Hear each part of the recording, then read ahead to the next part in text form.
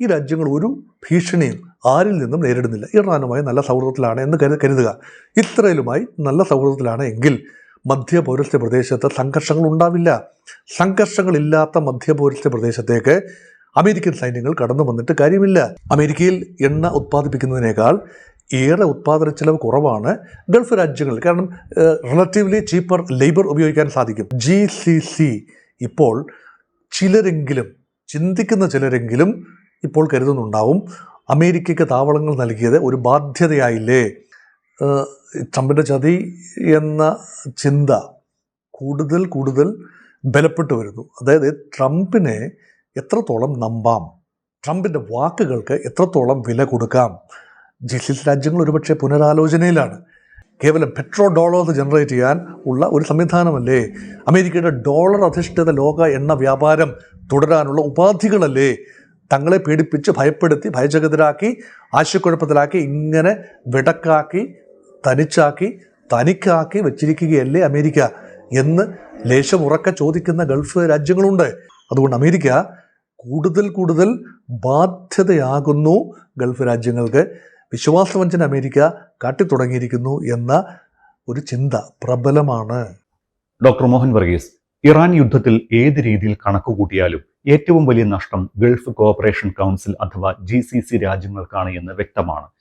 രാജ്യത്തിന് സംരക്ഷണം എന്ന പേരിലാണ് അമേരിക്കൻ എയർബേസുകൾ ഗൾഫിൽ എല്ലായിടത്തും സ്ഥാപിച്ചത്. ഇതിന്റെ ചെലവ് വഹിച്ചതും അതാത് ഗൾഫ് രാജ്യങ്ങളുമാണ്. ചുരുക്കത്തിൽ അമേരിക്കൻ താൽപ്പര്യങ്ങൾ സംരക്ഷിക്കാൻ കോടിക്കണക്കിന് ഡോളർ ഈ രാജ്യങ്ങൾ നിലവിൽ ചെലവാക്കുന്നുണ്ട്.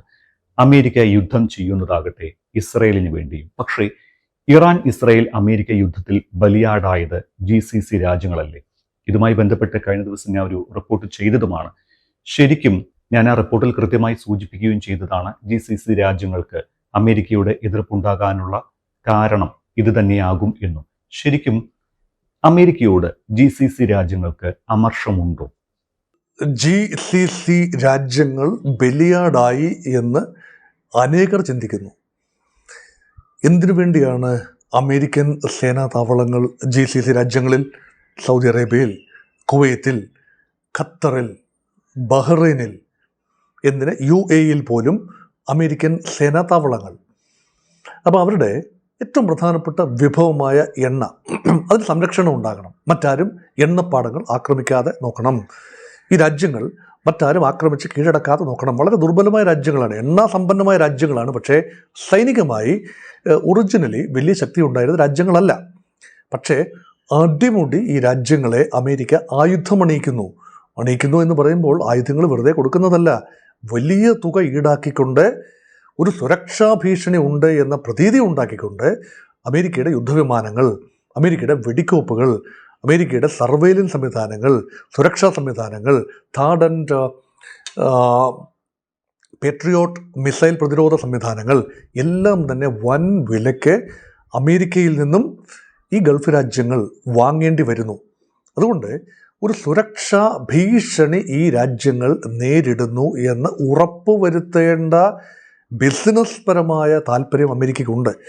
ഈ രാജ്യങ്ങൾ ഒരു ഭീഷണിയും ആരിൽ നിന്നും നേരിടുന്നില്ല. ഇറാനുമായി നല്ല സൗഹൃദത്തിലാണ് എന്ന് കരുതുക. ഇസ്രയേലുമായി നല്ല സൗഹൃദത്തിലാണ് എങ്കിൽ മധ്യപൗരസ്ത്യ പ്രദേശത്ത് സംഘർഷങ്ങൾ ഉണ്ടാവില്ല. സംഘർഷങ്ങളില്ലാത്ത മധ്യപൗരസ്ത്യ പ്രദേശത്തേക്ക് അമേരിക്കൻ സൈന്യങ്ങൾ കടന്നു വന്നിട്ട് കാര്യമില്ല. ഒരു പർപ്പസ് വേണമല്ലോ. വെറുതെ ഒരു സൈന്യം, ഇപ്പം സൗത്ത് കൊറിയയിൽ അമേരിക്കയുടെ സാന്നിധ്യമുണ്ട്, അല്ലെങ്കിൽ ജപ്പാനിൽ അമേരിക്ക വിന്യസിച്ച ഈ നോർത്ത് കൊറിയക്കെതിരെ, ചൈനയ്ക്കെതിരെ, ഒരുപക്ഷെ റഷ്യക്കെതിരെ ഒക്കെ ഉപയോഗിക്കാൻ തക്ക ഒരു പ്രതിരോധ സംവിധാനങ്ങളുണ്ട്. കാരണം അത് അങ്ങനെയാണ് അതിൻ്റെ ജിയോ പൊളിറ്റിക്സ്, അങ്ങനെയാണ് അതിൻ്റെ ഇരുപ്പുവശം. സമാനമായി ഗൾഫ് കോഓപ്പറേഷൻ കൗൺസിലിലെ അംഗരാജ്യങ്ങൾക്ക് ഏറെ ആവതുണ്ട്, സമ്പത്തുണ്ട്. ഈ സമ്പത്ത് രണ്ട് രീതിയിലാണ് അമേരിക്ക മുതലാക്കുന്നത്. ഒന്ന്, ഈ സമ്പത്ത് അറബ് അമേരിക്കൻ കമ്പനി അറാംകോ, അതൊക്കെ ഒരു അമേരിക്കയുടെ വൻപൻ പെട്രോളിയം താല്പര്യങ്ങളല്ലേ മധ്യപൗരസ്ത്യ പ്രദേശത്ത്. സൗദി അറേബ്യയിൽ വലിയ രീതിയിൽ നിക്ഷേപം നടത്താൻ അമേരിക്ക മുന്നോട്ട് വരുന്നു, ടെക്നോളജി കൊണ്ടുവരുന്നു. സൗദിക്കും അത് സൗകര്യമാണ്. American technology, American machinery, American work force, technical skill, ഇതെല്ലാം തന്നെ കൊണ്ടുവരുന്നു. ഹയർ ലെവൽ മാനേജ്മെൻറ്റ് പലപ്പോഴും അമേരിക്ക നൽകുന്ന ഒരു മാനേജ്മെൻറ്റ് ടീമും ഉണ്ട്. അപ്പോൾ ഇതെല്ലാം തന്നെ ഒരു കോസ്റ്റ്ലി ഫീലിംഗാണ്. കാര്യമായി അധ്വാനിക്കാതെ തന്നെ അമേരിക്കയുടെ സംരക്ഷണയിൽ തങ്ങളുടെ വിഭവങ്ങളെ കാത്തു സൂക്ഷിക്കുന്നു. അതിന് നല്ലൊരു തുക അമേരിക്ക ഈടാക്കുന്നുമുണ്ട്. അല്ലേ, അമേരിക്കൻ കമ്പനികൾക്ക് ഇവിടെ മാർക്കറ്റ് കിട്ടുകയാണ്, പ്രവർത്തനം ലഭിക്കുകയാണ്, അതിൽ നിന്ന് വൻപൻ ലാഭം ഉണ്ടാക്കും. കാരണം ഇവിടെ ഉൽപ്പാദന ചെലവ് കുറവാണ്. അമേരിക്കയിൽ എണ്ണ ഉൽപ്പാദിപ്പിക്കുന്നതിനേക്കാൾ ഏറെ ഉൽപ്പാദന ചെലവ് കുറവാണ് ഗൾഫ് രാജ്യങ്ങളിൽ. കാരണം റിലേറ്റീവ്ലി ചീപ്പർ ലേബർ ഉപയോഗിക്കാൻ സാധിക്കും. അതുകൊണ്ടാണ് അമേരിക്ക ഒരു ഗൾഫ് മേഖലയെ ഒരു വൻപൻ പ്രൊഡക്ഷൻ ബേസായും അമേരിക്കൻ കമ്പനികൾക്ക് യഥേഷ്ടം വിഹരിക്കാനുള്ള ഒരു വിഹാര ഭൂമിയായും പരമ്പരാഗതമായി കണ്ടിരുന്നത്. അപ്പോൾ അവിടെ സുരക്ഷാ ഭീഷണി ഉണ്ട് എന്നത് ഉറപ്പാക്കാൻ വേണ്ടി അമേരിക്ക നിരന്തരം ഗൾഫ് രാജ്യങ്ങളുടെ മാനസിക നിലയെ ആ രീതിയിൽ പരുവപ്പെടുത്തി. ഇപ്പോൾ ആദ്യമായി അമേരിക്ക പ്രതിരോധം നേരിടുന്നു. പരസ്യമായി ഗൾഫ് രാജ്യങ്ങൾ അമേരിക്കയെ തള്ളിപ്പറയുന്നില്ല, അമേരിക്കയെ എതിർക്കുന്നില്ല. പക്ഷേ ഈ അവസരം GCC ഇപ്പോൾ ചിലരെങ്കിലും, ചിന്തിക്കുന്ന ചിലരെങ്കിലും ഇപ്പോൾ കരുതുന്നുണ്ടാവും, അമേരിക്കയ്ക്ക് താവളങ്ങൾ നൽകിയത് ഒരു ബാധ്യതയായില്ലേ? ഇറാൻ എന്ന രാജ്യത്തെ അനാവശ്യമായി ശത്രുവായി കണ്ടുകൊണ്ട് വലിയ രീതിയിലുള്ള ആക്രമണം സംഭവിക്കുമെന്ന് മുൻകൂട്ടി ചിന്തിച്ചുകൊണ്ട് അമേരിക്കൻ താവളങ്ങൾ അനുവദിച്ചതുകൊണ്ട് മാത്രമല്ലേ ഇറാൻ ആക്രമിക്കേണ്ടി വന്നത്? അല്ലായിരുന്നുവെങ്കിൽ, അമേരിക്കയുടെ സേനാവിന്യാസം GCC മേഖലയിൽ ഇല്ലായിരുന്നു എങ്കിൽ ഒരിക്കലും ഇറാനിയൻ ആക്രമണം ഉണ്ടാകില്ലായിരുന്നു എന്ന് വിശ്വസിക്കുന്നവരാണ് അനേകം. അങ്ങനെയെങ്കിൽ ഇറാന് ഇപ്പോൾ ലഭിക്കുന്ന ഒരു ചെറിയ അഡ്വാൻറ്റേജ് ഉണ്ടാവില്ല. ഇപ്പോൾ ലഭിക്കുന്ന അഡ്വാൻറ്റേജ് എന്ന് പറയാനാവില്ല എങ്കിലും ഇസ്രയേലുമായി മാത്രം യുദ്ധം ചെയ്യേണ്ടി വരും. അമേരിക്കയുമായിട്ട് മാത്രം യുദ്ധം. അമേരിക്കയുടെ പടക്കപ്പലുകൾ, കടലിലുള്ള പടക്കപ്പലുകൾക്കെതിരെ എത്ര നീങ്ങിയാലും ഇറാന് അത് പൂർണ്ണമായി തകർക്കാനൊന്നും ആവില്ല. പക്ഷേ ഇറാന് പ്രഹരമേൽപ്പിക്കാൻ വളരെ സൗകര്യം ഗൾഫ് കോപ്പറേഷൻ കൗൺസിലിലെ രാജ്യങ്ങൾക്ക് മേലാണ്. അവർക്ക് വേദനിക്കും. അവിടെ ഒരുപാട് വർക്ക് ഫോഴ്സ് ഉണ്ട്, ആളുകളുണ്ട്, എണ്ണപ്പാടങ്ങളുണ്ട്. ഇതെല്ലാം തന്നെ വൾനറബിളാണ്. അപ്പം ഇതിനെ സംരക്ഷിക്കാൻ വേണ്ടി കൂടുതൽ പണം ഗൾഫ് രാജ്യങ്ങൾ ചിലവാക്കും. ഈ പണമെല്ലാം എത്തിച്ചേരുന്നത് അമേരിക്കയുടെ കയ്യിൽ തന്നെയാണ്. അതുകൊണ്ടാണ് ഞാൻ ഒരിക്കൽ പറഞ്ഞിട്ടുള്ള ഒരു കഥയാണ് അറബി ഒട്ടകത്തിന് തലവെക്കാൻ സ്ഥലം കൊടുത്ത കഥ. അത് തന്നെയല്ലേ സംഭവിച്ചത്? അമേരിക്ക എന്ന ഒട്ടകം ഒരു അവസരം പാർത്തിരിക്കുകയായിരുന്നു അറബിയുടെ കൂടാരത്തിൽ കയറിപ്പറ്റാൻ. ആദ്യം മൂക്ക് വയ്ക്കട്ടെ, ഈ പൊരിവെയിലത്ത് ഞങ്ങൾക്ക് ഒന്ന് മൂക്ക് വെച്ചുകൊട്ടെ, ഞങ്ങൾ ടെക്നോളജി തന്നുകൊട്ടെ, നിങ്ങളുടെ എണ്ണപ്പാടത്തിൽ ഞങ്ങൾ ടെക്നോളജിയുമായി വന്നിറങ്ങിക്കോട്ടെ, വരൂ എന്ന് പറഞ്ഞു. വന്നു. അങ്ങനെ എണ്ണപ്പാടങ്ങളുടെ ഏതാണ്ട് നിയന്ത്രണം, അറബികൾക്കാണ് നിയന്ത്രണം എങ്കിൽ പോലും അവിടെ ലാഭക്ഷമമായ ബിസിനസ് ചെയ്യാൻ അമേരിക്കയ്ക്ക് അവസരം കിട്ടി. അങ്ങനെ മൂക്ക് വെച്ചു, തല വെച്ചു, കഴുത്ത് വെച്ചു, മുതുക് വെച്ചു, അവസാനം വാൽ ഉൾപ്പെടെ വെച്ചപ്പോൾ അറബിയുടെ ഗതി എന്തായി? ടെൻറ്റിൽ നിന്ന് അറബി പൂർണ്ണമായി പുറത്തായില്ല എങ്കിൽ പോലും അറബികൾക്ക് തങ്ങളുടെ രാജ്യങ്ങളുടെ തീരുമാനങ്ങൾ ഇൻഡിപെൻഡൻ്റായി എടുക്കാനുള്ള അവസരം പോലും ഇല്ലാത്ത രീതിയിൽ അമേരിക്കയുടെ സ്കീം ഓഫ് തിങ്സിൻ്റെ ഭാഗമായി പ്രവർത്തിക്കേണ്ടി വരുന്നു. നോക്കൂ, ശീതയുദ്ധകാലത്ത് ദെയർ വെർ ഓപ്ഷൻസ്. അപ്പോഴും GCC മേഖല അമേരിക്കയുടെ ഫിഫ്ഡമായിരുന്നു. അതായത് GCC മേഖല എന്ന് ഉദ്ദേശിച്ചത് ഈ പേർഷ്യൻ ഗൾഫിന് തെക്ക് ഭാഗത്തുള്ള, വടക്ക് ഭാഗത്ത് ഇറാനാണല്ലോ, തെക്ക് ഭാഗത്തുള്ള രാജ്യങ്ങളുടെ ഒരു കൂട്ടായ്മ. സൗദി, UAE, ഖത്തർ, ബഹ്റൈൻ ഇങ്ങനെയുള്ള രാജ്യങ്ങൾ, കൂട്ടത്തിൽ കുവൈറ്റും, ഇതെല്ലാം ചേർന്നതാണ് പേർഷ്യൻ ഗൾഫ് സമൂഹം. അതാണ് ഗൾഫ് കോപ്പറേഷൻ കൗൺസിൽ. ഗൾഫാണല്ലോ പേർഷ്യൻ ഗൾഫ് കോപ്പറേഷൻ കൗൺസിൽ. പക്ഷേ ഇതിന് ചുറ്റുപാടുമുള്ള പല രാജ്യങ്ങളും റഷ്യയുടെ സ്വാധീന വലയത്തിലായിരുന്നു ശീതയുദ്ധ കാലത്ത്. അതിനുശേഷവും സിറിയ ഉൾപ്പെടെയുള്ള രാജ്യങ്ങൾ റഷ്യൻ സ്വാധീന വലയത്തിലായിരുന്നു. ബഷർ അൽ അസദ് ആയിരുന്നല്ലോ അവിടെ പ്രസിഡന്റ്. ഇറാൻ റഷ്യൻ സ്വാധീന വലയം, സിറിയ, തുർക്കിയുമായി റഷ്യ അടുത്ത ബന്ധം, നെയ്റ്റോയിൽ അംഗരാജ്യമാണെങ്കിലും റഷ്യ തുർക്കിയുമായി അടുത്ത ബന്ധം പാലിച്ചിരുന്നു. ഇനി ഈജിപ്തുമായി റഷ്യയ്ക്ക് വലിയ ബന്ധമുണ്ടായിരുന്നു ചരിത്രപരമായി. ക്യാമ്പ് ഡേവിഡ് അക്കോർഡ് ഇസ്രയേലുമായി ഈജിപ്റ്റ് 1978 ഒപ്പിടുന്നത് വരെ. അതിനുശേഷം ഈജിപ്റ്റ് റഷ്യയുമായി ബന്ധം തുടർന്നു. ഇപ്പോൾ റഷ്യയ്ക്ക് സ്വാധീനമുള്ള രാജ്യങ്ങളുടെ എണ്ണം തീർത്തുമില്ലാതെയായി. ഇറാൻ മാത്രമായി അവശേഷിക്കുന്നു. ഇത് അമേരിക്ക വളരെ കാൽക്കുലേറ്റ് ചെയ്ത് ഉണ്ടാക്കിയെടുത്ത ഒരു സാഹചര്യമാണ്. GCC മാത്രമല്ല, ചുറ്റുപാടുമുള്ള ഇപ്പോൾ അൽഷറ ഭരണകൂടം സിറിയയിൽ വന്നപ്പോൾ അതും അമേരിക്കയെതിരെ തിരിയാത്തൊരു അവസ്ഥയാണല്ലോ.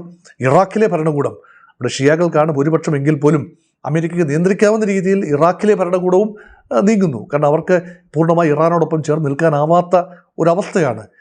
അപ്പോൾ ഇസ്രായേൽ എക്കാലത്തും അമേരിക്കൻ സ്കീം ഓഫ് തിങ്സിൻ്റെ കുന്തമുന തന്നെയാണ്. അങ്ങനെ നോക്കുമ്പോൾ അമേരിക്ക ആ പ്രദേശത്ത് സമഗ്രമായ ആധിപത്യം സ്ഥാപിക്കുന്ന കാഴ്ചയാണ്. അതങ്ങനെ പോകുന്നതിന് ഏക തടസ്സം ഇറാൻ എടുക്കുന്ന ഘടകവിരുദ്ധമായ നിലപാടാണ്. അതുകൂടി അവസാനിപ്പിച്ചു കഴിഞ്ഞാൽ കുറച്ചുകൂടി സൗകര്യമായി എന്ന അമേരിക്കൻ ചിന്ത ഇതിന് പിന്നിൽ ഉണ്ടാകാം. ഇപ്പോൾ അതുകൊണ്ട് GCCയെ കുറിച്ചാണ് ചോദിച്ചത്. GCC രാജ്യങ്ങൾ അമേരിക്കയെ ഒരു ബാധ്യതയായി കണ്ടു തുടങ്ങും. എപ്പോൾ യുദ്ധം ഏറെ നീണ്ടുപോവുകയും അവർക്ക് എസെൻഷ്യൽ സപ്ലൈസ് അകത്തേക്ക് വരാതിരിക്കുകയും അവരുടെ എണ്ണ വല്ലാതെ കെട്ടിക്കിടന്നൊരു ബാധ്യതയായി മാറുകയും ചെയ്താൽ അമേരിക്കയോട് അവർ സ്നേഹപൂർവ്വം ആദ്യം ആവശ്യപ്പെടും, ഒന്നുകൂടെ ഒന്ന് പുനരാലോചിച്ചുകൂടെ, ഇറാൻ്റെ നേരെയുള്ള ആക്രമണം നിർത്തിക്കൂടെ, ഇറാനുമായി ഒരു സന്ധി ചെയ്ത് മുന്നോട്ട് പോയിക്കൂടെ എന്ന് പറയും. അതും സാധിച്ചില്ലെങ്കിൽ ഗൾഫ് രാജ്യങ്ങൾ ഒരിക്കൽ കൂടി കഠിനമായൊരു തീരുമാനത്തിലേക്ക് എത്തിയാലും, കാരണം അമേരിക്കയോട് വളരെ ശക്തമായി പറയേണ്ടി വരും, മതിയാകും, ഞങ്ങളുടെ കാര്യം ഞങ്ങൾ നോക്കിക്കൊള്ളാം. അങ്ങനെയെങ്കിലും ഭൗമരാഷ്ട്രീയം തന്നെ ആകെ മാറി മറിയും. അത്രയും പോകുമെന്ന് എനിക്ക് തോന്നുന്നില്ല. അതിന് മുൻപ് തന്നെ ഒരു രമ്യമായ പരിഹാരം ഉണ്ടാകുമെന്ന നിലയിൽ തന്നെയാണ് ശുഭാപ്തി വിശ്വാസികൾ ചിന്തിക്കുന്നത്. ഇസ്രായേൽ ഇറാന്റെ തൊട്ടടുത്ത അയൽക്കാരനല്ല, പക്ഷേ മിക്ക GCC രാജ്യങ്ങളും ഇറാന്റെ അയൽക്കാരാണ്. അവർ ആക്രമണത്തിന് ഇരയാവുകയും ചെയ്തു, വലിയ നാശനഷ്ടം ഉണ്ടാവുകയും ചെയ്തിട്ടുണ്ട്. എന്നിട്ടും ഇറാനെതിരായ ഇസ്രായേൽ US സംയുക്ത ആക്രമണത്തെക്കുറിച്ച് അവരെ അറിയിക്കുകയോ ആക്രമണത്തിന് മുൻപ് അവരെ വിശ്വാസത്തിലെടുക്കുകയോ ചെയ്തിട്ടില്ല. മാത്രമല്ല, ഇറാന്റെ ഡ്രോണുകളുടെയും മിസൈലുകളുടെയും ആക്രമണത്തിൽ ഇസ്രായേലിന്റെ വ്യോമ പ്രതിരോധ സംവിധാനം തകർന്നതോടെ US എന്താ ചെയ്തത്? തങ്ങളുടെ വ്യോമ പ്രതിരോധ സംവിധാനങ്ങൾ GCCയിൽ നിന്ന് ഇസ്രായേലിലേക്ക് മാറ്റാനും തുടങ്ങി. ശരിക്കും ഇതൊരു ചതിയല്ലേ? അങ്ങനെയല്ലേ ഇതിനെ പറയേണ്ടത്? എന്തുകൊണ്ടാണ് ട്രംപ് അല്ലെങ്കിൽ അമേരിക്ക ഇങ്ങനൊരു നിലപാട് സ്വീകരിച്ചത്? ട്രംപിൻ്റെ ചതി എന്ന ചിന്ത കൂടുതൽ കൂടുതൽ ബലപ്പെട്ടു വരുന്നു. അതായത് ട്രംപിനെ എത്രത്തോളം നമ്പാം, ട്രംപിൻ്റെ വാക്കുകൾക്ക് എത്രത്തോളം വില കൊടുക്കാം. GCC രാജ്യങ്ങൾ ഒരുപക്ഷെ പുനരാലോചനയിലാണ്. ഇപ്പോൾ നോക്കൂ, GCC കേന്ദ്രീകരിച്ചാണല്ലോ അമേരിക്കയുടെ വാർ എഫേർട്സ്. അപ്പോൾ യുദ്ധം തുടങ്ങുന്നതിന് മുൻപ് തന്നെ GCCയിലെ 2 പ്രമുഖ രാജ്യങ്ങൾ സൗദി അറേബ്യയും UAEയും അമേരിക്കയോട് പറഞ്ഞു, തങ്ങളുടെ താവളങ്ങൾ ഇറാനെതിരെയുള്ള ആക്രമണത്തിൽ ഉപയോഗിക്കാൻ പറ്റില്ല. പക്ഷേ ഈ 2 രാജ്യങ്ങൾക്കെതിരെയും ഇറാൻ്റെ ഭാഗത്ത് നിന്ന് പ്രത്യാക്രമണം ഉണ്ടായി. ഈ 2 രാജ്യങ്ങളും യുദ്ധത്തിൽ പങ്കെടുക്കുന്ന രാജ്യങ്ങളല്ല. അമേരിക്കയ്ക്ക് സേനാ താവളങ്ങളുണ്ട്, പക്ഷേ അത് ഉപയോഗിക്കാൻ അനുമതി കൊടുത്തിട്ടില്ല. എങ്കിൽ പോലും ഇറാൻ്റെ ആക്രമണത്തിന് വിധേയമായി. എന്താണ് കാരണം? അമേരിക്കയുടെ സേനാ താവളങ്ങൾ അവിടെ ഉണ്ട് എന്നതാണ് കാരണം. ഓപ്പറേഷനിലല്ല, പക്ഷേ ഉണ്ട് എന്നതാണ് കാരണം.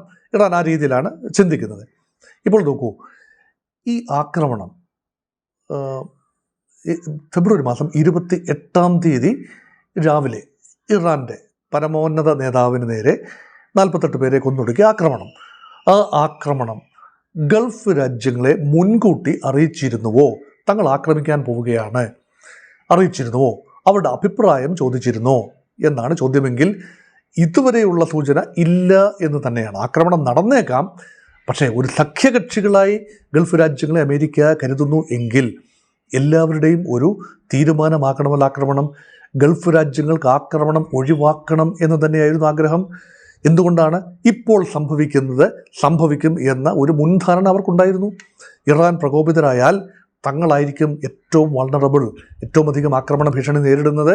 സൗദിയും UAEയും ഖത്തറും ഒക്കെ തന്നെ ആയിരിക്കും. കാരണം അവർക്കാണല്ലോ വിഭവങ്ങളുള്ളത്.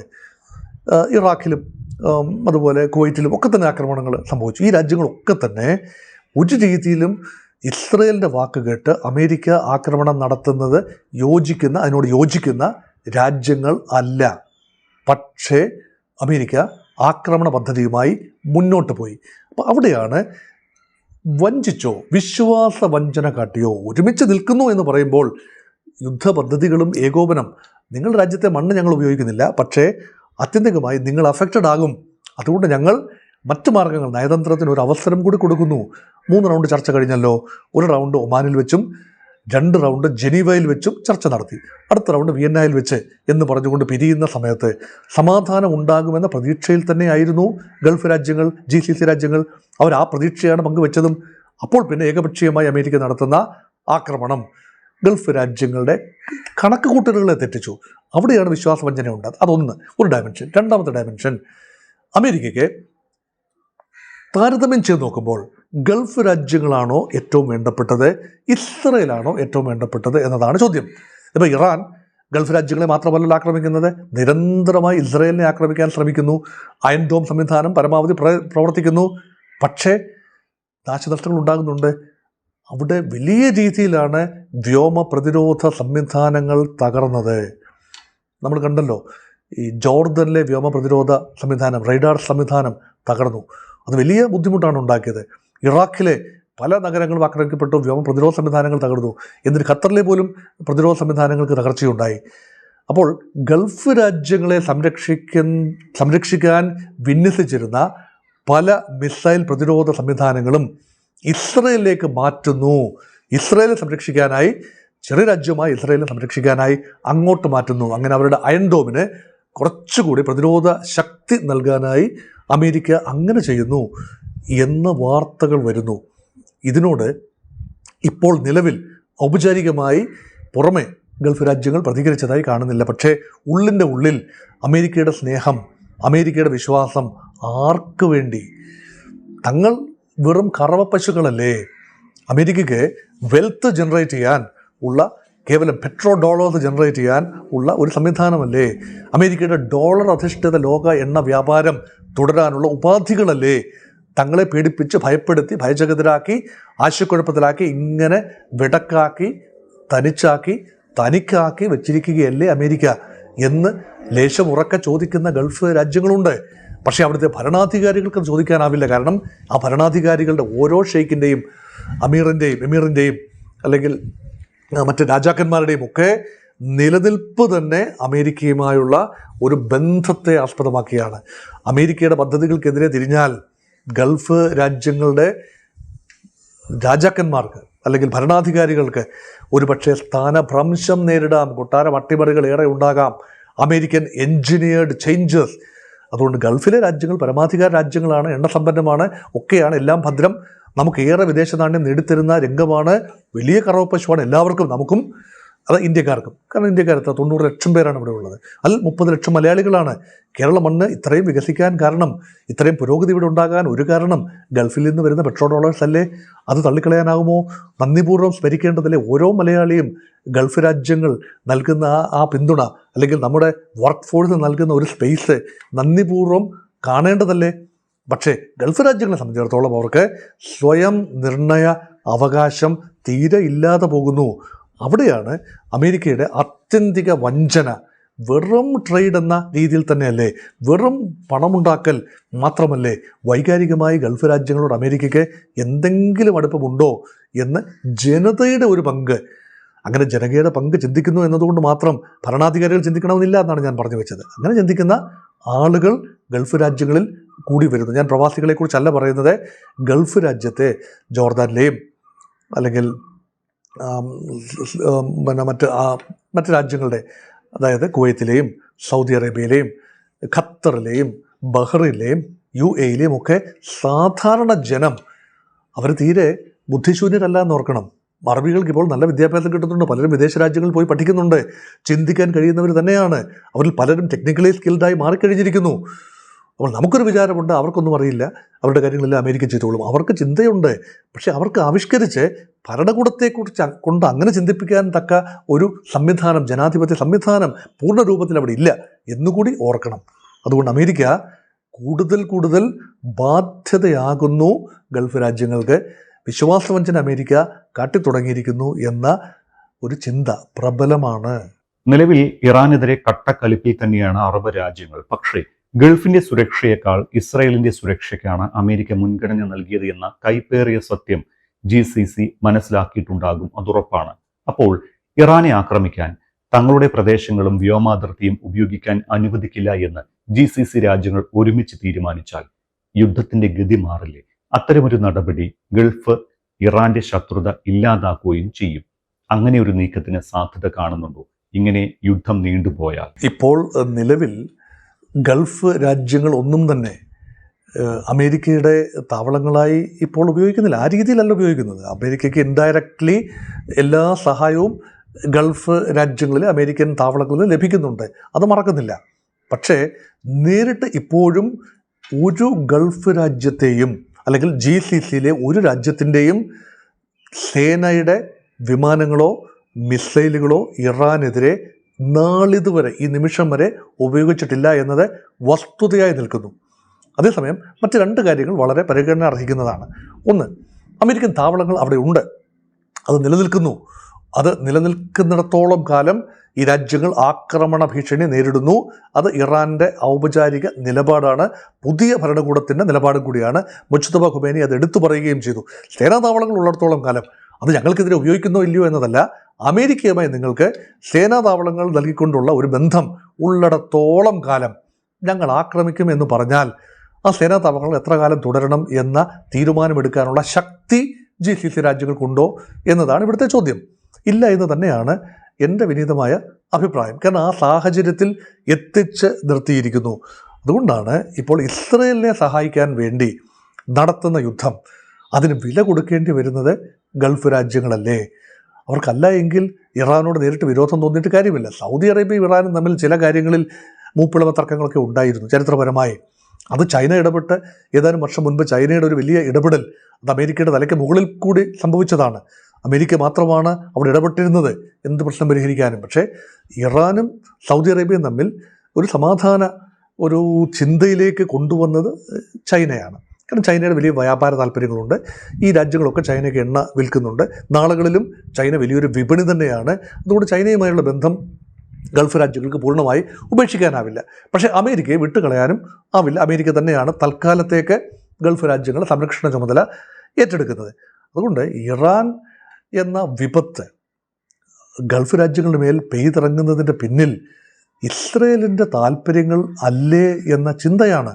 അതുതന്നെയാണ് നേരത്തെ ചോദ്യത്തിലും വ്യക്തമായി അതിൻ്റെ ഉത്തരം പറഞ്ഞ കൂട്ടത്തിൽ ഞാൻ ആവർത്തിച്ച് പറഞ്ഞതും ആ ഒരു കാര്യം തന്നെയാണ്.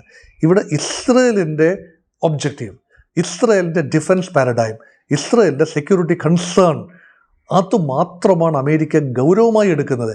അറബ് രാജ്യങ്ങളുടെ സെക്യൂരിറ്റി കൺസേൺ എന്നത് അറബ് ജനങ്ങളുടെ സ്വത്തിനും ജീവനും ഉറപ്പ്, അറബികളുടെ വിഭവങ്ങൾ, എണ്ണ ഉൾപ്പെടെയുള്ള വിഭവങ്ങളുടെ മേലുള്ള സുരക്ഷ, ഇതൊക്കെ രണ്ടാം പ്രിഫറൻസ് മാത്രമേ ആകുന്നുള്ളൂ. എങ്ങനെയെങ്കിലും യുദ്ധം മുന്നോട്ട് പോകണം, അതിന് തങ്ങളുടെ താവളം ഉപയോഗിക്കണം. ഒരു ഘട്ടം കഴിയുമ്പോൾ നിരന്തരം ആക്രമണം വരുമ്പോൾ അമേരിക്ക പ്രതീക്ഷിക്കുന്നത് എന്താണ്?